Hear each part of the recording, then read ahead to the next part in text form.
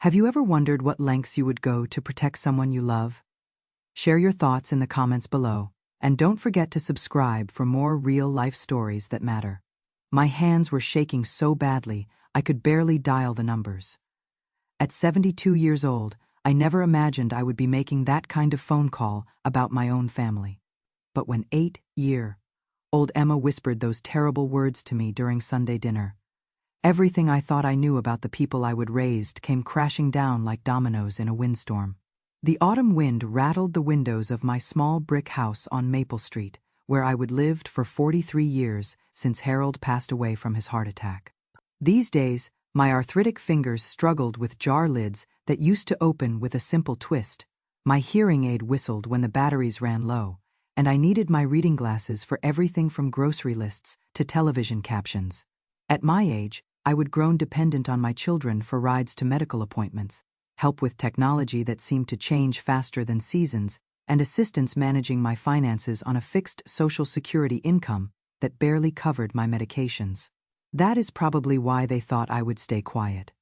They figured an old woman who needed help reaching items on high shelves wouldn't have the strength to fight them. They were wrong. Emma had been living with me for 6 months, while her mother Rebecca sorted through a messy divorce from that worthless husband who would run off with his secretary. My daughter claimed it was temporary, just until she could find suitable housing and establish stability for her little girl. I welcomed them both with open arms that had grown thin with age but remained strong enough to hold those I loved. My 3-bedroom house felt too empty anyway, filled with too many memories and not enough laughter. Emma's presence brought life back into rooms that had grown too familiar with silence and the ticking of Harold's grandfather clock. But that particular Sunday evening in October, when the extended family gathered for our monthly dinner that had been a tradition since the children were small, Emma pulled at my cardigan sleeve with unusual urgency. Her small voice barely carried over the conversation flowing around my dining room table like water around stones in a creek. "Grandma Betty," she said, her brown eyes wide with something I couldn't quite identify but recognized in my bones. "When I sit in certain ways, it makes my bottom hurt really bad." The fork slipped from my fingers, clattering against my grandmother's china plate with a sound that seemed to echo in my ears.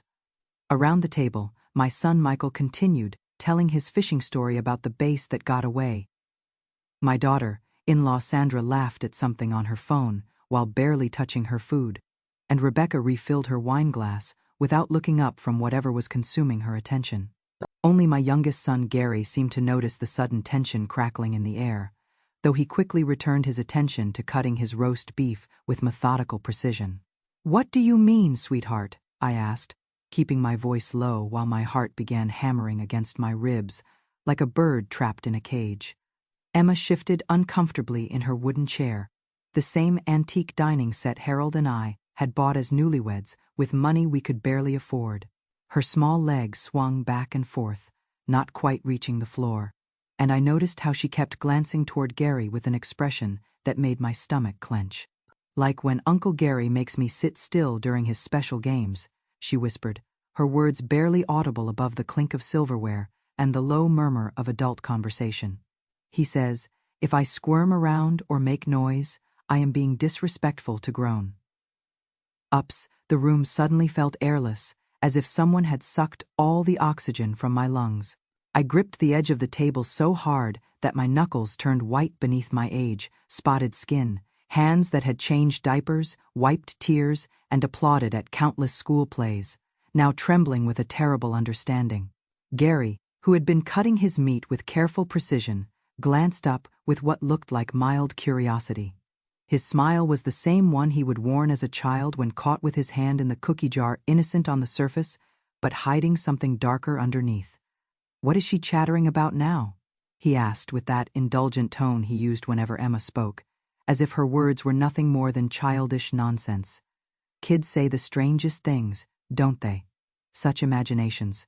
Rebecca waved her hand dismissively, her wineglass catching the light from my chandelier. "Emma's been having some behavioral issues lately, acting out for attention. You know how children get. I think the divorce has her confused about boundaries and proper behavior.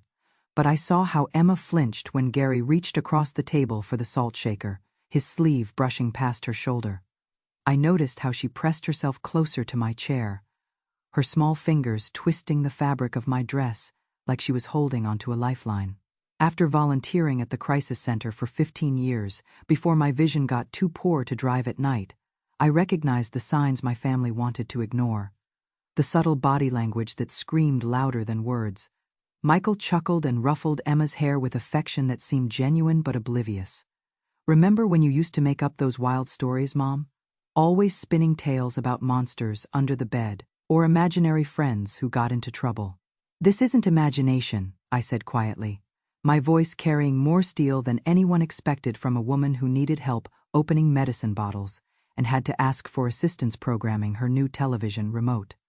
The table fell silent, like someone had flipped a switch.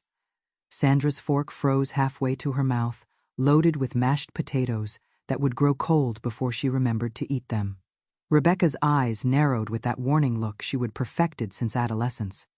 The same expression she would worn when I caught her sneaking out past curfew 30 years ago. "Mother," she said in that tone that managed to sound both patronizing and threatening, "you are being dramatic. Emma's just testing boundaries, seeing what kind of reaction she can get from adults." But I kept watching Emma's face, reading the fear there like scripture I would memorized through decades of Sunday services. When you have buried a husband who was your best friend for 47 years, raised 3 children through teenage rebellion and young adult mistakes, and survived 7 decades of learning to distinguish truth from lies, you develop instincts that arthritis and hearing loss cannot touch. After dinner, while the others settled into the living room to argue about football scores and argue over the remote control, I helped Emma get ready for her bath. In the privacy of my small bathroom with its outdated floral wallpaper that I would been meaning to replace for years, I knelt beside the tub despite the protest from my creaking knees and gently asked if anyone had ever touched her in ways that made her uncomfortable. Her lower lip trembled like a leaf in the wind. "Uncle Gary says it is our special secret time," she whispered, her voice so small I had to lean closer to hear. "He told me that big girls don't tell tales to grown-ups, and if I say anything about our games, you might have to go live in a nursing home because I am too much trouble for you to handle." My blood turned to ice water in my veins. Gary had been manipulating, not just Emma, but using my own deepest vulnerabilities against both of us. He knew I feared losing my independence more than anything, knew how much I dreaded the possibility of institutional care where strangers would control my daily routine, and I would lose everything that made me feel like myself.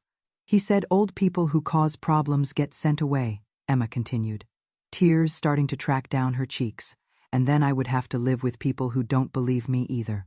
That night, after everyone had gone home and the house settled into its familiar creaks and sighs, after Emma was sleeping in the guest room with her stuffed elephant clutched tight against her chest, I sat in Harold's old recliner, staring at the phone, like it was a loaded weapon.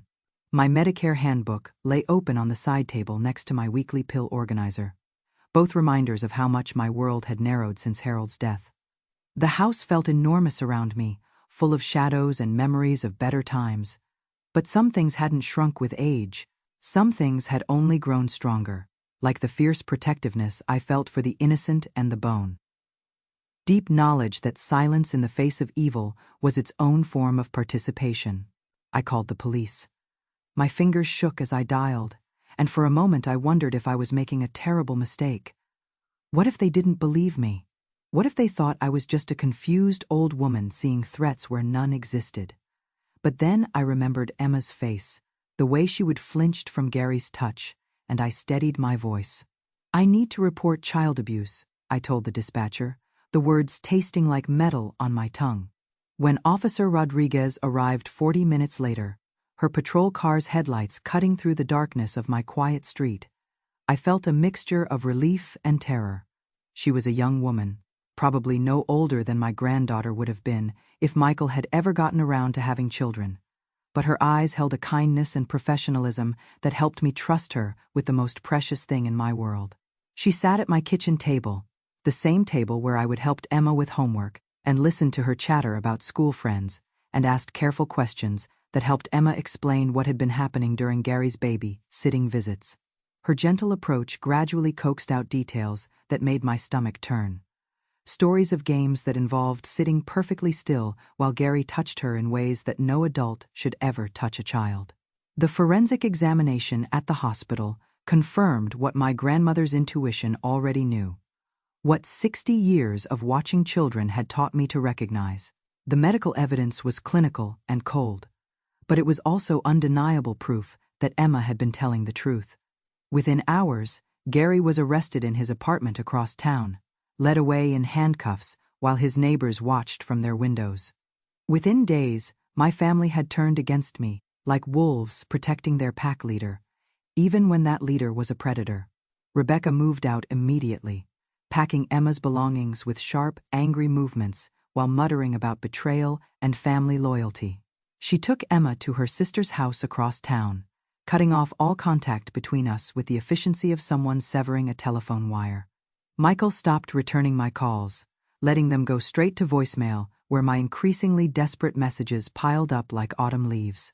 Sandra left voicemails filled with accusations about destroying the family over childhood fantasies, her voice shrill with an anger that felt personal and vindictive.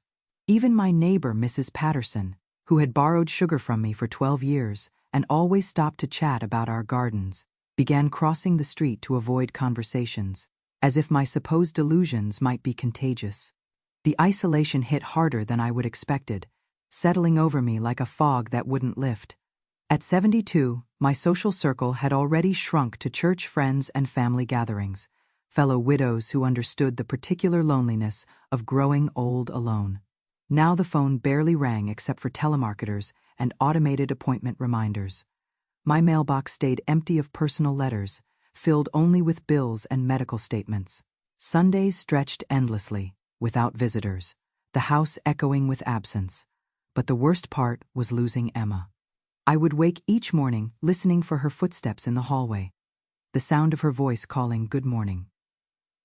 Grandma Betty, as she padded to the kitchen in her favorite pajamas with the unicorns on them. I would reach for my glasses to help her pick out school clothes that were no longer hanging in my spare closet, start making breakfast for two before remembering I was alone again. The house felt hollow without her questions about everything from why leaves changed colors to how airplanes stayed in the sky, without her laughter echoing off the walls, without the warmth of her small hand in mine as we walked to the mailbox together.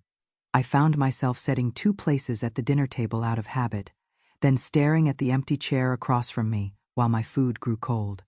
3 weeks after Gary's arrest, I received a certified letter from Rebecca's attorney, a thick envelope that required my signature and felt heavy with legal threats. Inside were papers that made my hands shake worse than my arthritis ever had. Rebecca was filing for a restraining order, claiming I posed a danger to Emma's emotional well-being due to my delusional episodes and age-related cognitive decline.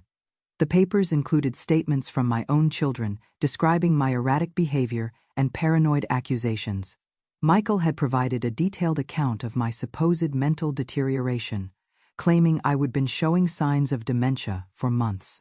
Sandra had contributed her own observations about my increasing confusion and inappropriate responses to normal family interactions. Reading those lies in black and white, seeing my own children's signatures on documents designed to paint me as mentally incompetent, I felt something shift inside my chest. Not fear, not hurt, though both of those emotions were there. Something harder and more focused, like steel heated in a forge. They thought they could use my age against me, turn my vulnerabilities into weapons to silence the truth. They thought an old woman wouldn't have the resources or the strength to fight back against their coordinated attack on my credibility and my sanity. I called Janet Morrison, a lawyer I would met during my volunteer work at the crisis center. She specialized in family law and had a reputation for fighting hard for people everyone else had written off: battered women with no money, children caught in custody battles, elderly people whose families tried to take advantage of their perceived weaknesses. Janet agreed to meet me at her office the following Tuesday, a modest space in a converted Victorian house downtown. She brought her briefcase full of legal strategies and 30 years of experience fighting for the underdog. along with a fierce determination that reminded me of myself at her age.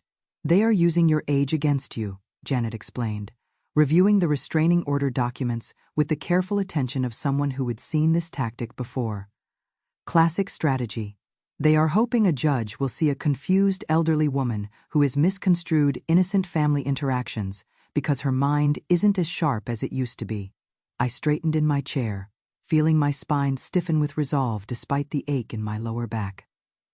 I may need reading glasses and a hearing aid, but there is nothing wrong with my mind. I know what Emma told me, and I know what I saw. Janet smiled. The first genuine warmth I would felt from another adult in weeks. Then, let's make sure the court knows it too. The legal battle that followed tested every resource I had, financial and emotional. My fixed income barely covered Janet's fees, even with the generous discount she offered for people in my situation. My savings account, carefully preserved for potential medical emergencies and the possibility of needing home care someday, dwindled as court costs mounted like water rising in a flood. Some nights, I ate peanut butter sandwiches for dinner to stretch my grocery budget, counting every dollar like my grandmother had during the Depression. I canceled my cable television subscription, stopped buying the little luxuries that had made my golden years more comfortable, and wore sweaters instead of turning up the heat to save money for legal fees. More challenging than the financial strain was the way my family weaponized every aspect of my aging process. They testified about my increasing difficulty managing finances, conveniently ignoring the fact that I would successfully balanced my checkbook for 50 years. They pointed to my reliance on others for transportation as evidence of diminished capacity, not mentioning that my decision to stop driving at night was a responsible choice to keep myself and others safe. They highlighted my occasional confusion with new technology as proof of cognitive decline, never acknowledging that many people my age struggled with smartphones and computers that hadn't existed for most of our lives. They painted a picture of a woman whose judgment couldn't be trusted, whose perception might be clouded by medication side effects or the social isolation that came with widowhood. Michael took the witness stand wearing his best suit and most serious expression, transforming himself into the concerned son protecting his mother from her own delusions. "Mother has become increasingly paranoid since Dad died," he told the judge with practiced sincerity. "She has accused neighbors of stealing her mail, complained that her doctors were conspiring to overmedicate her, and now she is making these horrible allegations against Gary. We are deeply worried she is losing touch with reality." The lies flowed from his mouth like water, each one carefully crafted to sound plausible to someone who didn't know me. He described episodes that never happened, conversations that were taken completely out of context, and medical concerns that had been reasonable questions about my healthcare transformed into evidence of paranoid thinking. Rebecca followed his performance with her own carefully rehearsed testimony about my inappropriate attachment to Emma and my inability to distinguish between reality and imagination. She spoke about the trauma I was supposedly inflicting on her daughter through my false allegations, never mentioning the trauma that had led to this courtroom battle in the first place. But Janet had prepared for their strategy with the thoroughness of a general planning a campaign. She called Dr. Williams, my physician of 15 years, who testified about my mental acuity and stable health. He brought my medical records showing that, while I had the normal age-related changes expected in a woman my age, there was no evidence of dementia, severe depression, or any other condition that would affect my judgment. She brought in Mrs. Chen from the Crisis Center, who described my years of volunteer work and reliable judgment in difficult situations. Mrs. Chen spoke about my ability to recognize signs of abuse that professional social workers had missed, my skill at calming frightened children, and my reputation for absolute honesty even when the truth was uncomfortable. Most importantly, Janet arranged for Emma to speak with a child psychologist who confirmed the consistency and detail of her disclosures. Dr. Sarah Martinez, a specialist in child trauma, explained to the court that Emma's descriptions contained knowledge that no 8-year-old should possess unless she had experienced abuse firsthand. Children don't make up these kinds of details. Dr. Martinez testified, her voice calm but firm. Emma's account shows clear indicators of truthfulness, including age-appropriate language, consistent details across multiple interviews, and emotional responses consistent with genuine trauma. The courtroom was silent as she described Emma's drawings, her play therapy sessions, and the way she had begun to heal once she was removed from the situation that had caused her harm. Every word felt like vindication, like proof that my instincts hadn't failed me, despite what my family wanted everyone to believe. When the judge announced his decision, I gripped Janet's hand so tightly my arthritic joints ached in protest. The courtroom seemed to hold its breath as he spoke about the evidence presented, the credibility of witnesses, and the primary consideration of a child's safety and well-being. "Temporary custody is granted to Mrs. Betty Morrison," he said, his voice carrying the weight of legal authority. "Supervised visitation rights are granted to Rebecca Morrison, contingent upon completion of counseling and family therapy. Gary Morrison's criminal case will proceed to trial." The gavel came down with a sound that echoed through my bones like a church bell ringing the hour. Victory tasted like tears and relief, like the first breath of air after nearly drowning. Emma returned to my house on a Thursday afternoon in November, carrying a small suitcase and the stuffed elephant I would given her for her 7th birthday. She looked older somehow, more careful in her movements, as if she would learn to navigate a world that wasn't entirely safe. But when she saw her room exactly as she would left it, her drawings still taped to the walls, her favorite books stacked on the nightstand, her clothes hanging in the closet as if she would never been gone, she smiled for the first time in weeks. "I missed my room," she said simply, setting her elephant on the bed where it belonged. "I missed you too, Grandma Betty." That evening, while she colored at my kitchen table and I prepared her favorite grilled cheese sandwich, cutting off the crusts the way she liked, she looked up with those serious brown eyes that seemed too knowing for her age. "Grandma Betty, are you really old?" I considered the question while butter sizzled in my cast-iron pan, the same one I would use to cook thousands of meals for my family over the decades. "Yes, sweetheart, I am." "Good," she said, returning to her drawing with the matter of fact acceptance that children bring to the world. "Old means you have been around long enough to know what is true." Her words hit me like a revelation, simple and profound in the way that children's observations often are. She was right. My age wasn't a weakness to be exploited or a liability to be overcome. It was wisdom earned through experience, strength built through surviving losses and disappointments, and the kind of clarity that comes from having little left to lose except what truly matters.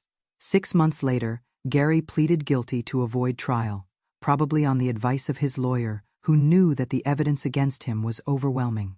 The courtroom was nearly empty when he entered his plea. Just myself, Janet, the prosecutor, and a few court officials who had seen too many cases like this one.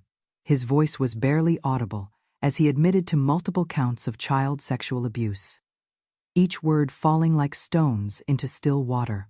He received a 5-year sentence and lifetime registration as a sex offender, a mark that would follow him for the rest of his life.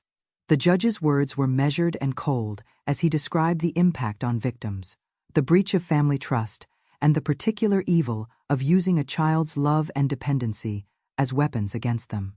Gary stood with his head down, no longer the confident man who had manipulated family dinners and twisted Emma's natural affection into something shameful and painful. I felt no satisfaction in his downfall, only relief that he could never hurt another child the way he had hurt Emma. Justice, I learned, doesn't taste like victory when it comes at such a cost. It tastes like necessary medicine, bitter, but healing, painful, but essential for recovery. The day after his sentencing, I found Emma in the garden we would planted together, pulling weeds with the focused determination of someone who understood that growth required removing things that didn't belong. She looked up at me with dirt on her hands and asked if Uncle Gary would ever come back to family dinners. "No, sweetheart," I told her, kneeling beside her despite the protest from my joints. "He will never be able to hurt you or any other child again." She nodded and returned to her weeding, but I saw her shoulders relax in a way they hadn't since that terrible Sunday evening when this all began. Sometimes healing happens in moments so small you might miss them if you are not paying attention. The unconscious relaxation of muscles that have been braced for danger, the return of casual laughter, the ability to trust that the adults in your life will protect you instead of protecting your abuser. Rebecca, forced to confront the reality of what had happened under her willful denial, began therapy to deal with her own childhood trauma that had made it impossible for her to protect her daughter. The therapist, Dr. Karen Wells, helped her understand how her desperate need to maintain family unity had blinded her to the very real danger threatening her child. Rebecca had to face the uncomfortable truth that her loyalty to Gary had been misplaced, that her anger toward me had been easier than accepting that she had failed in her most basic responsibility as a mother. The first time Rebecca visited after Gary's sentencing, she sat at my kitchen table with tears streaming down her face and apologized for everything, for not believing Emma, for turning the family against me, for prioritizing her own comfort over her daughter's safety. Her words came in a rush, as if she had been holding them back for months. "I was so angry at you," she said, her voice breaking. "It was easier to believe you were losing your mind than to accept that this had been happening right under my nose. I failed her, Mom. I failed my own daughter." I reached across the table and took her hand, feeling how it trembled in mine. "We both failed her," I said quietly, "but we are not failing her now." Slowly, tentatively, she began to rebuild her relationship with both Emma and me, though it would take years to repair the damage done by her choice to side with her abuser over her own child. Family therapy sessions became a weekly ritual, awkward at first but gradually more natural as we learned to communicate honestly about what had happened and how to move forward. Emma was patient with her mother's guilt and shame, displaying a capacity for forgiveness that humbled me. Children, I realized, are often more resilient than the adults who are supposed to protect them, more willing to rebuild trust once safety has been established. But she was also clear about her boundaries, insisting that she wanted to continue living with me while maintaining regular contact with Rebecca. "Grandma Betty believed me when no one else would," Emma explained to the family therapist during one session. "She made me feel safe. I want to stay where I feel safe." Rebecca nodded through her tears, accepting this arrangement, even though I could see how much it hurt her to acknowledge that her daughter trusted me more than her. Trust, we learned, isn't automatically restored just because the danger has passed. It has to be rebuilt through consistent actions over time, through choosing the child's needs over adult convenience, again and again. The house on Maple Street never felt empty again. Emma's backpack by the front door, her homework spread across my dining room table, her excited chatter about school friends and playground adventures. These became the soundtrack of my days, the rhythm that gave meaning to my remaining years. But adjusting to life as an elderly guardian presented challenges I hadn't anticipated. Parent. Teacher conferences meant sitting next to mothers young enough to be my daughters, explaining my relationship to Emma while trying not to feel defensive about my age. Soccer practice schedules conflicted with my doctor appointments, and I had to learn to ask for help from other parents with transportation. Technology became a constant learning curve as Emma needed help with online assignments and virtual classroom sessions that hadn't existed during my first experience raising children. The physical demands were significant too. Chasing an energetic 8-year-old around playgrounds when my knees ached was exhausting. Staying up late helping with science projects when my energy flagged after 8 of the clock required determination I had to dig deep to find. There were days when I questioned whether I was too old for this responsibility, whether Emma might be better off with someone younger and more energetic. But Emma seemed to thrive under my care in ways that had nothing to do with my physical limitations.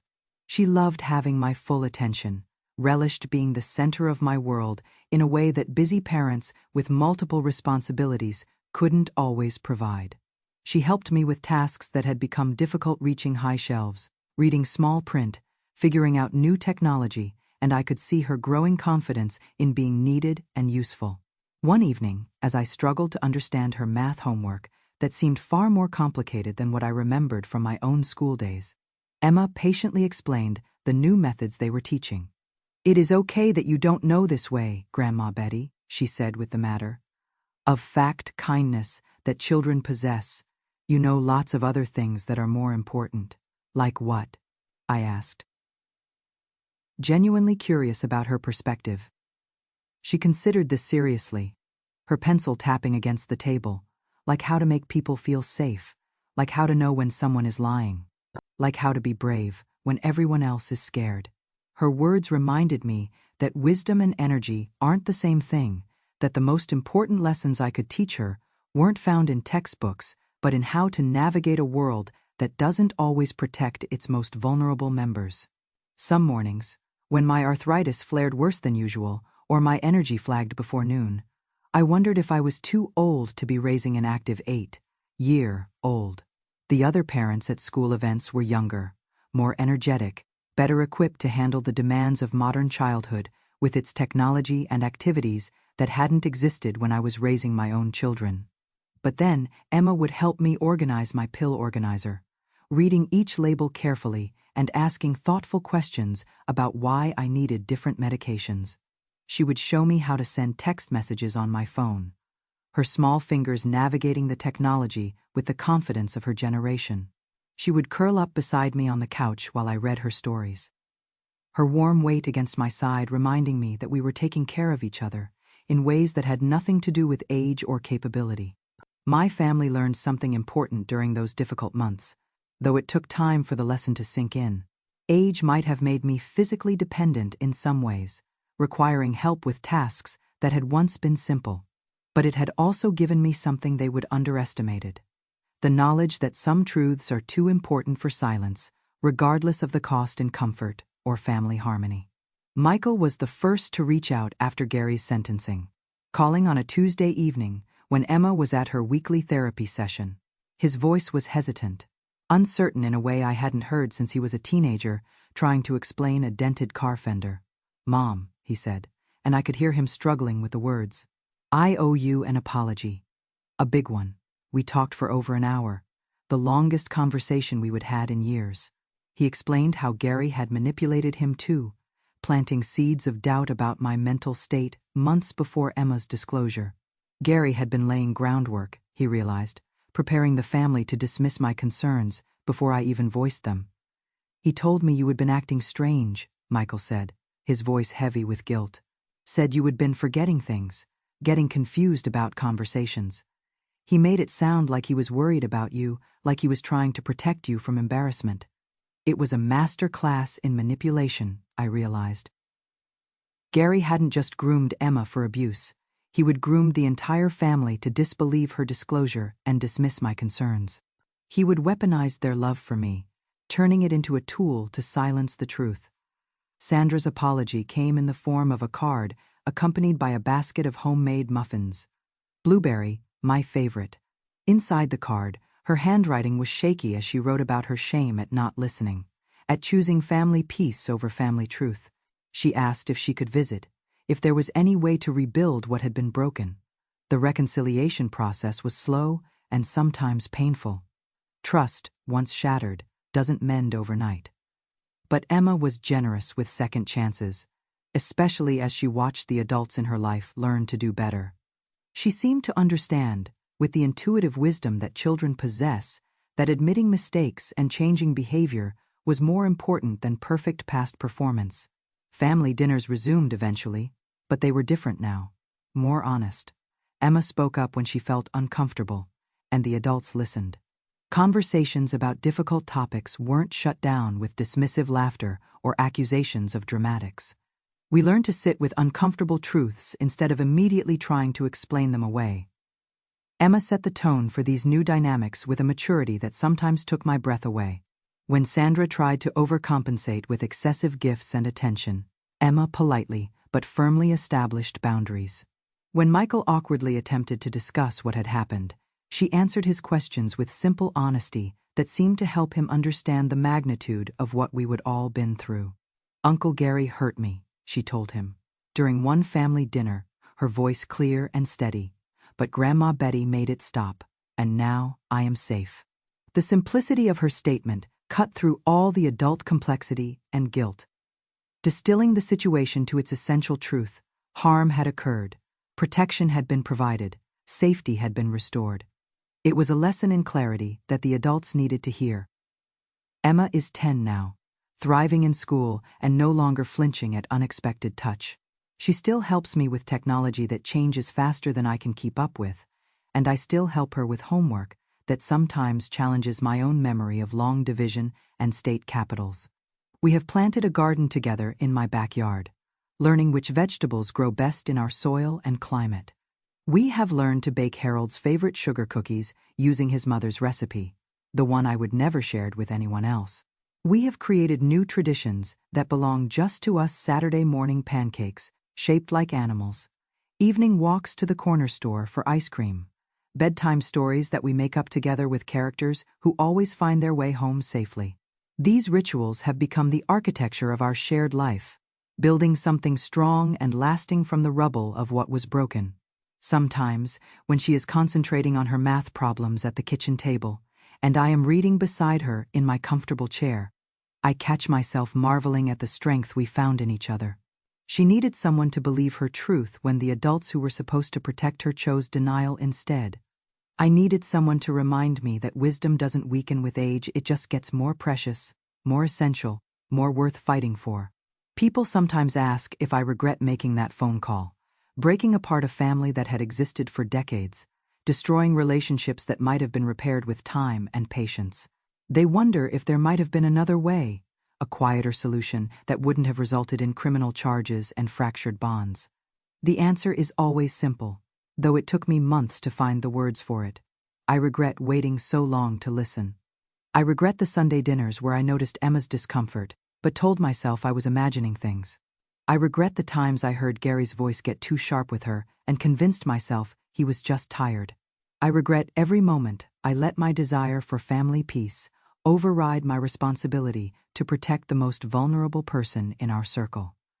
But I don't regret the phone call that changed everything.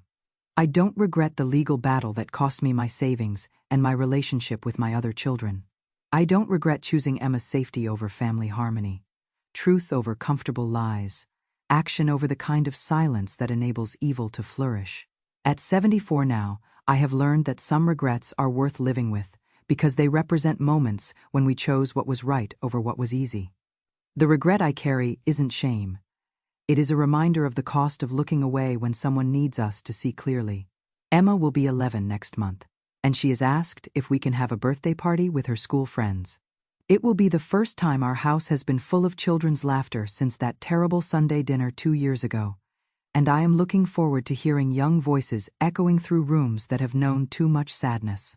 Planning her party has become a joyful project that occupies my thoughts during the quiet evening hours. Emma has specific ideas about decorations, purple and silver streamers, a unicorn cake, and games that include both indoor and outdoor activities in case the weather doesn't cooperate. She has invited 7 classmates, a manageable number that will not overwhelm my old house but enough to fill it with the energy of childhood friendship. I have been working with Mrs. Henderson next door, who has grandchildren of her own and understands the logistics of hosting modern children's parties. She has offered to help with supervision and has suggested activities I wouldn't have thought of: a craft station where the children can decorate picture frames, a scavenger hunt that will take them safely around my fenced backyard, and party favors that don't involve too much sugar. The preparation has reminded me of the birthday parties I threw for my own children decades ago, but also highlighted how different childhood has become. These children arrive with dietary restrictions and allergies that require careful menu planning. They expect interactive entertainment and structured activities in ways that my generation simply played outside until called in for cake. Their parents text updates and pickup times instead of simply dropping them off with a casual "see you later." But Emma's excitement is infectious, and I find myself looking forward to the chaos with an anticipation I hadn't expected. She has been practicing being a hostess, worrying about whether everyone will have fun and whether the games will be interesting enough. Her concern for her friends' enjoyment reminds me of Rebecca at that age, always wanting everyone to feel included and happy. What if they think my house is too old-fashioned? Emma asked last week, while we were addressing invitations by hand, her careful cursive spelling out each friend's name. Then they will see how real homes are supposed to feel, I told her, remembering how my own grandmother's house had seemed like a magical place precisely because it was different from everywhere else.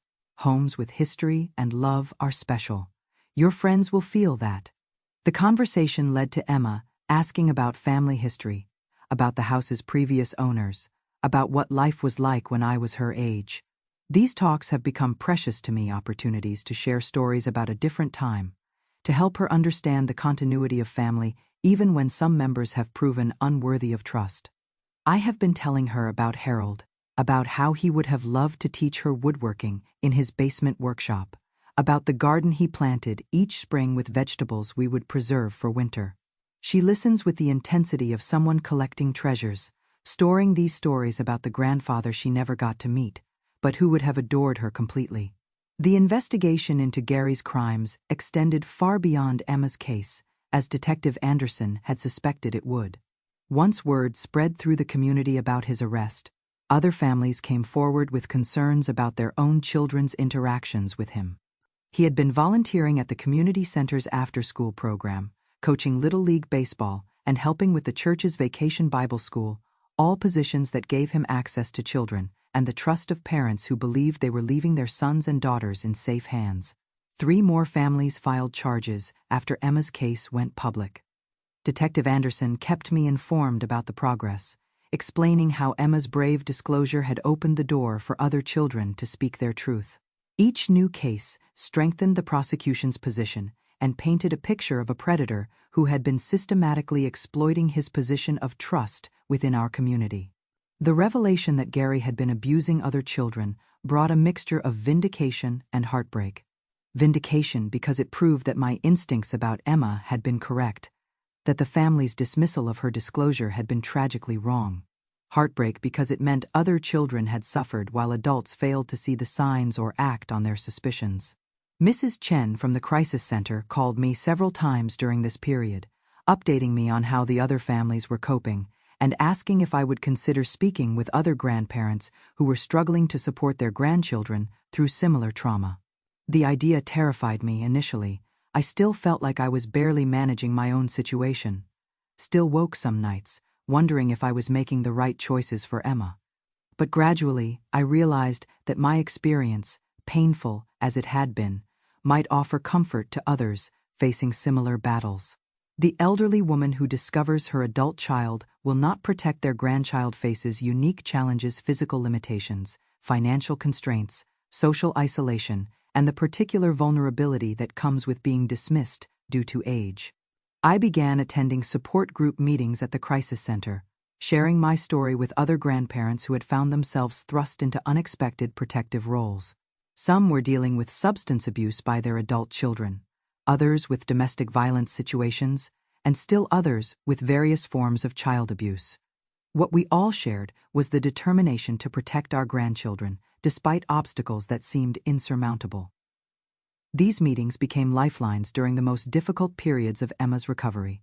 Hearing how other elderly caregivers managed the physical demands of raising young children, navigated modern school systems, and dealt with their own family's resistance gave me practical strategies and emotional support I couldn't have found anywhere else. One woman, Margaret, who was raising her 2 grandsons after their mother's drug overdose, taught me how to organize pill organizers that Emma could help me manage safely. Another, Dorothy, shared techniques for staying energetic enough to keep up with active children despite chronic pain.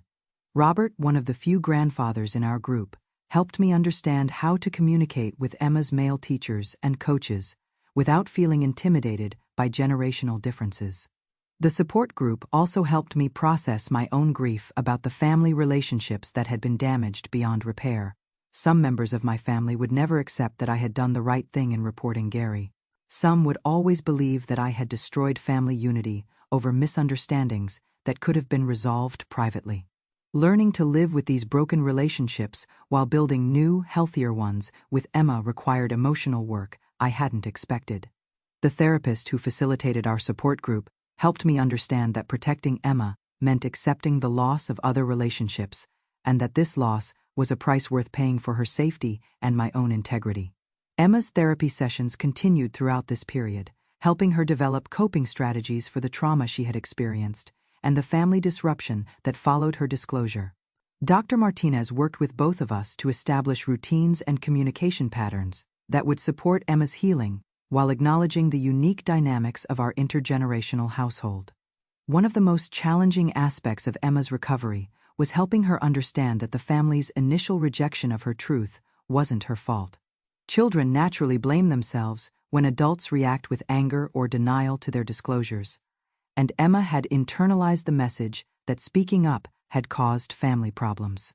"Maybe if I hadn't said anything, everyone would still be friends," she said one evening, while we were preparing dinner together. "Sweetheart," I replied, pausing in my chopping of vegetables to look directly at her. "The problem started when Uncle Gary decided to hurt you.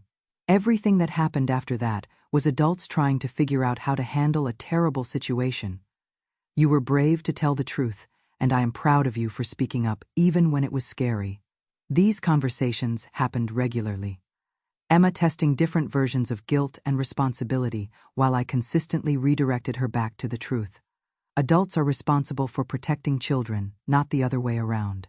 Children who disclose abuse are heroes, not troublemakers. Speaking truth is always right, even when it is inconvenient for the adults who hear it. The criminal justice process moved slowly, as these cases always do. Gary's lawyer attempted to negotiate a plea deal that would have resulted in less prison time and avoided a trial. But the prosecutor, armed with multiple victims' testimonies and compelling evidence, refused to accept anything less than the maximum sentence allowed by law. The preliminary hearings were difficult for Emma, even though she didn't have to testify in person. Knowing that Gary was in the same building, that lawyers were discussing intimate details of her trauma, that strangers were making decisions about consequences for crimes committed against her body, all of this created anxiety that manifested in sleepless nights and clingy behavior. During this period, Emma rarely let me out of her sight. She insisted on sleeping in my room, wanted to accompany me to grocery stores and doctor appointments, and panicked if I was late, picking her up from school.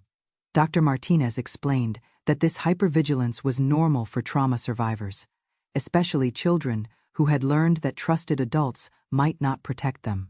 Gradually, with patience and consistency, Emma's anxiety decreased. Establishing predictable routines helped her feel secure. I made sure she knew exactly where I would be and when I would return whenever we were apart. I involved her in planning our daily schedules so she could anticipate what would happen next. Most importantly, I kept my promises, no matter how small, demonstrating through actions that she could trust me completely. The community response to Gary's case was mixed, reflecting the complicated dynamics that surround child abuse cases involving respected community members. Some people rallied around our family, offering practical support and emotional encouragement. Others distanced themselves, unwilling to accept that someone they had trusted with their own children could be capable of such crimes. The pastor at our church, Reverend Williams, proved to be an unexpected ally. Rather than encouraging forgiveness and family reconciliation, as I had feared, he focused on justice and protection for the innocent. He visited us regularly during the most difficult months, offering spiritual comfort without pressuring Emma to minimize her trauma or forgive before she was ready. God calls us to protect the vulnerable, he told me during one visit, his words carrying the weight of deep conviction. Sometimes that protection requires difficult choices and painful consequences for those who cause harm. You have chosen righteousness over comfort, truth over peace. That takes courage that comes from divine strength. His support meant more than he probably realized. Having spiritual authority validate my choices helped counter the voices within my extended family who accused me of being vindictive, unforgiving, and destructive to family unity. The church community's response was generally supportive, though I could sense underlying tension during Sunday services. Some members whispered among themselves, clearly discussing our situation. A few approached me with awkward offers of help that felt more like curiosity than genuine concern. But others provided practical assistance without fanfare casseroles appearing on my doorstep, offers to drive Emma to activities when my arthritis was particularly bad, anonymous gifts of children's books and art supplies. Emma's school also played a crucial role in her recovery. Mrs. Patterson, her fourth-grade teacher, worked closely with the school counselor to create a supportive environment that acknowledged Emma's trauma without making her feel different from her classmates. They developed a signal system that allowed Emma to ask for breaks when anxiety overwhelmed her, and they made sure she had trusted adults available whenever she needed to talk. The other children, with the remarkable adaptability of youth, accepted Emma's explanation that she was living with her grandmother, now without much questioning. Some shared their own stories of unconventional living arrangements, children being raised by grandparents, aunts, or family friends due to various circumstances. Emma discovered she wasn't alone in having a complicated family situation, which helped normalize her experience. Parent. Teacher conferences presented unique challenges as I navigated my role as both grandmother and guardian. Some teachers initially spoke to me as if I was a temporary caregiver rather than Emma's primary parent figure, asking when her real guardian would be available for important discussions. Learning to assert my authority while remaining respectful of their professional expertise required diplomacy I had to develop through trial and error. Emma's academic performance initially suffered during the most stressful periods of the legal proceedings. Her concentration wavered, her homework completion became inconsistent, and her usually cheerful demeanor darkened during school hours. But with support from her teachers and consistent encouragement at home, she gradually returned to her previous level of achievement. More importantly, she began to show signs of resilience that impressed the adults working with her. When a classmate was being bullied during recess, Emma spoke up to defend him and sought help from playground supervisors. When another child disclosed worries about a family member's behavior, Emma listened with empathy and encouraged her friend to talk to trusted adults. She is becoming an advocate for others, Dr. Martinez observed during one of our family therapy sessions. Children who successfully process their own trauma often develop strong protective instincts toward other vulnerable people. Emma is learning to use her voice for good. This observation proved prophetic. Emma began participating in the Crisis Center's peer support program for child survivors, sharing her story with other young victims and demonstrating that recovery was possible. Under careful supervision and with appropriate therapeutic support, she helped other children understand that speaking up about abuse was brave, not shameful. Watching Emma transform from victim to survivor to advocate filled me with pride that sometimes brought tears to my eyes. She had not only survived trauma but was using her experience to help others navigate similar challenges. At 11 years old, she possessed wisdom and empathy that many adults never develop. The financial implications of our custody arrangement proved more challenging than I had initially anticipated. My fixed income, adequate for a single elderly woman, stretched thin when trying to meet the needs of a growing child. School supplies, clothing, extracurricular activities, and medical expenses created budget pressures I hadn't faced since raising my own children decades earlier. Janet Morrison helped me navigate the legal process of obtaining child support from Rebecca, though the amounts were modest given her own financial struggles during the divorce proceedings.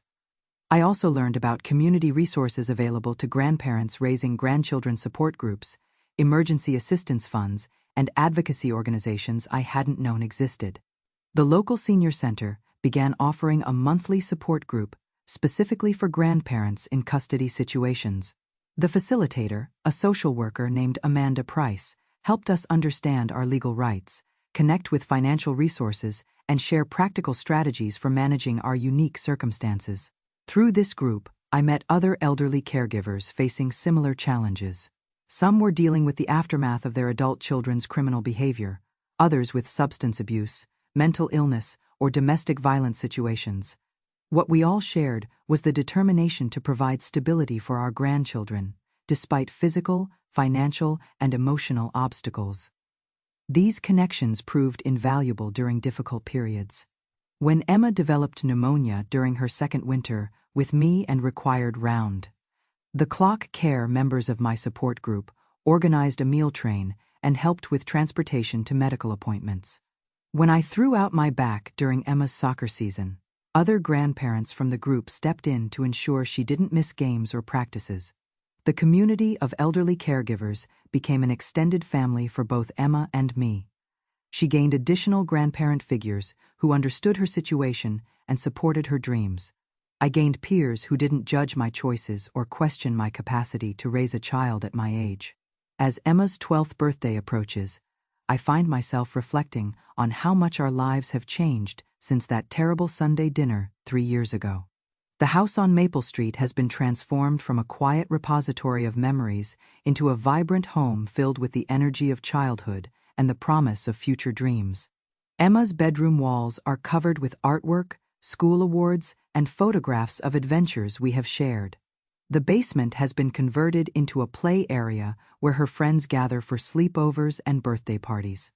The backyard garden we planted together has expanded each year, providing vegetables for our table and flowers for the vases that brighten every room.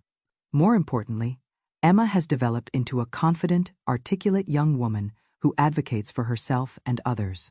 She speaks publicly about child abuse prevention, participates in community safety programs, and mentors younger children who are navigating family trauma. Her courage in initially disclosing her abuse has rippled outward, creating positive change far beyond our own family. The legal proceedings finally concluded last month when Gary's appeals were exhausted and his conviction became final. 5 years in prison, lifetime registration as a sex offender, and court-ordered therapy represent justice, though no legal outcome can undo the harm he caused. What matters most is that Emma feels safe, validated, and supported in her healing journey. Rebecca has completed her therapy requirements and now has regular unsupervised visits with Emma. Their relationship remains complicated, marked by love, but also by the reality that trust takes time to rebuild. Emma chooses to maintain her primary residence with me while developing a new, more honest relationship with her mother. The family dinners have resumed, but they look very different now. Emma sets the tone for these gatherings, speaking up when she feels uncomfortable and leading conversations about difficult topics with remarkable maturity. The adults have learned to listen rather than dismiss, to support rather than shame, to protect rather than preserve false peace. Michael and Sandra have become regular parts of our lives again, though our relationships bear the scars of the conflicts we survived. They have learned to respect my role as Emma's guardian while rebuilding their own connections with her. Most importantly, they have learned to believe children who disclose abuse and to prioritize safety over family loyalty. Some relationships couldn't be repaired. A few extended family members continue to believe that I overreacted, that family problems should be handled privately, that public disclosure and criminal charges were unnecessarily destructive responses to what they still characterize as misunderstandings. I have made peace with these losses. Protecting Emma required choosing her truth over their comfort, her safety over their version of family harmony. At my age, I understand that some prices are worth paying. Some bridges are meant to be burned. Some silences are too dangerous to maintain. The support group at the Crisis Center continues to meet monthly, and I continue to participate both as someone receiving support and someone offering it to newer members. Sharing my story with other elderly caregivers has become a form of activism, demonstrating that age doesn't disqualify us from fighting for justice or providing fierce protection for those we love. Emma recently asked if I ever regret the phone call that started this journey. The question came during one of our evening conversations on the front porch, where we often sit together while she does homework and I tend to my plants. "Do you wish things had stayed the way they were before?" she asked, her voice carrying a weight that reminded me she is processing complex emotions about loyalty, truth, and the costs of speaking up. I considered her question carefully before answering. "I regret that adults failed to protect you before you had to protect yourself. I regret that you experienced trauma that no child should ever endure. I regret that speaking truth caused so much family pain." She waited patiently for me to continue. Understanding that I wasn't finished with my answer, "But I don't regret making that phone call. I don't regret fighting for you. I don't regret choosing your safety over everyone else's comfort. And I especially don't regret the life we have built together since then." Emma smiled and reached for my hand, her fingers interlocking with mine in a gesture that has become natural between us. "I am glad you believed me," she said simply. "I am glad you made me safe." In that moment, sitting on my front porch with my granddaughter's hand in mine and the sound of children playing in the neighborhood around us, I understood that we had both survived something terrible and built something beautiful from the ruins. Not just survival, but transformation. Not just healing, but growth. Not just safety, but strength. As I plan her party and think about decorations and games and whether to order pizza or make sandwiches, I am reminded that healing doesn't happen all at once. It comes in small moments, a child feeling safe enough to invite friends to her home. An old woman discovering she has more fight left in her than anyone expected. A family slowly learning that love without truth is just another form of cruelty. The wind still rattles my windows on autumn evenings, and my hands still shake when I am tired or stressed. But they don't shake when I am holding Emma's hand as we cross the street, or when I am tucking her into bed at night, or when I am standing up to speak truth in rooms full of people who would rather not hear it. Some things are worth steady hands, and some truths are worth fighting for, no matter how old you are or how much it costs you. At my age, that might be the most important lesson I can pass on to the little girl who calls me grandma and trusts me to keep her safe in a world that isn't always kind to children or honest about the monsters that hide in plain sight. What would you have done in my situation? Have you ever had to choose between family loyalty and protecting someone vulnerable? Share your thoughts below, and remember to like this video if it touched your heart. Subscribe for more stories about finding courage when it matters most. And remember that age is not a limitation, it is just another word for experience. And experience is power when you know how to use it.